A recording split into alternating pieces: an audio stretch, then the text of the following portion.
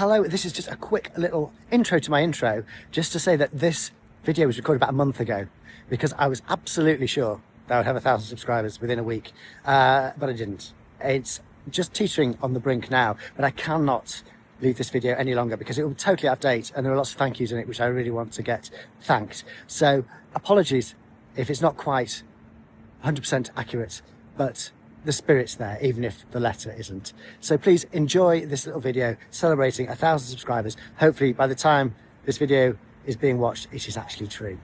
Right, cut to the studio and me, a month younger. Hello, it's Ed. How are you doing? Thanks for joining me again. Hope you're well. It's a very special edition of what I used to call Inside the Studio today because I've reached a bit of a landmark at 1,000 subscribers. So I really wanted to just thank you all so much for bearing with me all this time. And I have a few shout outs that I want to give, but don't worry, this is going to be the regular episode almost of the series today. I will be off out in Stockport. I will be shooting pictures. I will be showing them on screen. We'll be discussing them. So it's the usual thing, but just with a slight twist. I have tried to gamify things just this once. So please bear with me. I don't want to lose all 1,000 subscribers today in the space of one episode, but hopefully you'll bear with me and enjoy what I'm trying to do. But before I do anything, I just wanted to say thank you, first of all, to Lucy, because without Lucy, I wouldn't have been able to carry on doing these videos. She's been an absolute rock. She's supported me through all of it. She's appeared on camera when I know she's shy and would probably rather hide behind the camera most of the time. So thank you so much, Lucy. I owe you so much, and thank you, thank you, thank you. But I also wanted to say thank you to some of you that have been with me right from the start, and some of you who joined maybe later on but have just been so supportive and kind in your comments to me throughout, and I am really, really grateful. It makes it worthwhile for me to do this. So Steve Cooney, I wasn't in Bath the other day, but if I had have been, I would have loved to have met up and had a chat. Maybe one day our paths will cross. Andrew Wilkin, thank you for all your comments. Camera Rover, Paul Berry, the other Paul, Pubographer, Battered Sausage. I don't know if you're still out there or if you've changed your handle or something. I haven't seen comments from you recently, but I'm hoping that you're still watching there in the background. And so many other people whose names I've forgotten, and I really should put up on a banner to say thank you, because as I say, it's seeing your supportive comments that keep me doing this. Okay, so that over with, what I wanted to do today is, as usual, get out there and take some photographs and take you along with me. But I wanted to play a little game because I was thinking, when I was trying to come up with an idea for this episode, of asking myself, is street photography a sport or an art form? And now I think something like that has been discussed numerous times, and I didn't want to just rehash old ground. So I did the thinking behind the scenes without showing my working, and what I decided to myself is that actually I think it's most like competitive gymnastics. It's a sport, but it's also an art form, and you should get marks for difficulty and artistic merit and all those sorts of things. So apologies if somebody else has come up with this idea before, but I've never heard it before. So I'm going to claim this as my own sort of little parallel. And having come up with that, I devised a little chart, the SSPSS, which stands for the Swindon Street Photography Score Sheet. And it's a completely objective and a completely scientific way of judging a street photograph. So in future, when there's a street photography competition, there needs to be no debate as to what the winner should be, because you can just judge it according to this very simple chart, which I will make available for you to download and judge your own photographs and those of your friends and, more importantly, enemies against. So yeah, it's a bit tongue-in-cheek. I know it's not a serious way to judge a street photograph, and that's kind of the point, that it's far more complicated than that. But I hope some of the criteria that I've put on there might give us room to pause and think, actually, yeah, those are the things that we think about when we're taking photographs. That's certainly the things I think about when I'm trying to judge how I'm doing. So without further ado, and before I lose all 1,000 subscribers by waffling on terribly, I'm so sorry, let's get out in Stockport, shoot some pictures and judge them. Okay, so we're off out into Stockport, and we have got sunshine, which is nice. I've got a digital camera, so that's going to drop me points straight away. Does the fact that it doesn't actually have a screen on the back for me to look at give me some bonus points? I don't know. We'll see. Right, anyway, I probably won't show you all of this trip. I'll show you mainly the photos, but we'll crack on and get a few anyway.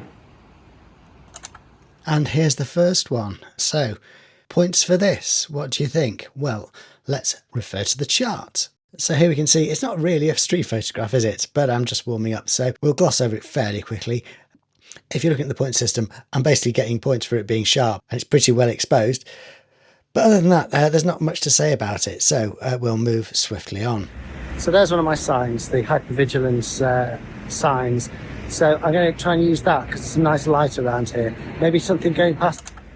Yes, we have a person going past, so that's going to score me more points straight away. It's not a bad composition, I think. I'd probably say this is a keeper, not a portfolio shot, but let's see what the chart says. It's given me more points for using rule of thirds. It's given me more points for having a person in it. But it still doesn't really make me look at my life differently. And I don't think if I saw this photograph on an Instagram feed, I'd remember it the next day. So yeah, getting close to 1,000 points, but it's still not reached old master standard. And so just after taking that shot, I took this shot of the two cars. And bizarrely, if we look at the chart, this actually scores higher than the shot with the person in it, which fits what I think. Street photographs don't have to have people on it. I do think it's actually probably more interesting. It's less cliched than the other one. So maybe this chart has some legs. Maybe it's helping us think about this composition lark more rationally. Let's wait and see. So did we talk about getting points for using manual settings? Because this is on manual.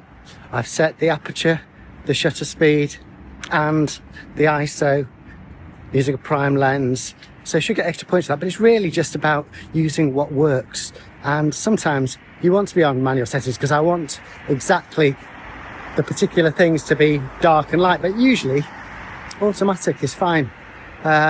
Aperture or shutter priority and using a bit of exposure compensation, but I'm going for quite an extreme look with my trademark deep shadows, so I need to be working on that basis. And I'm also on manual focusing. I am on hyperfocal distance f10, 1/400th of a second, and this set to about 4 feet, about 5 feet probably, and it's everything sharp, I hope.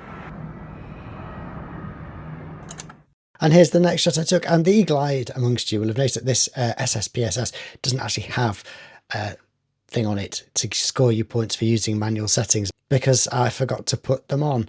And maybe that's a good thing because, as I was saying there, I'm not sure going manual is really something you should score points for, but a lot of photographers would disagree. But anyway, the scores on the doors for this shot, it's only 775, and to be honest, I think I might drop it to 665 because I'm not sure it really is correctly exposed. I think I've been a bit kind to myself there. But anyway, let's move on. How about this shot? I took this just after that last shot when I'd set those manual settings. I think this is a really, really good photo. So what does the chart say?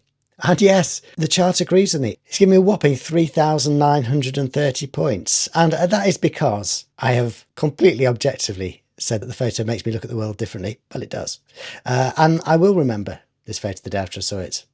So yeah, I know this is what I mean. Charts are ridiculous, but I would say that I agree with the chart because I think that's actually a really good photograph and I'm really pleased I took it. And I like this one as well, which I took just after. I think the reflection is really nice and the shadows of the trees on the building is nice, but I'm not going to bother scoring this because I think you've got the idea of how this system works now, and I think we can both agree that it maybe needs a little bit of fine-tuning.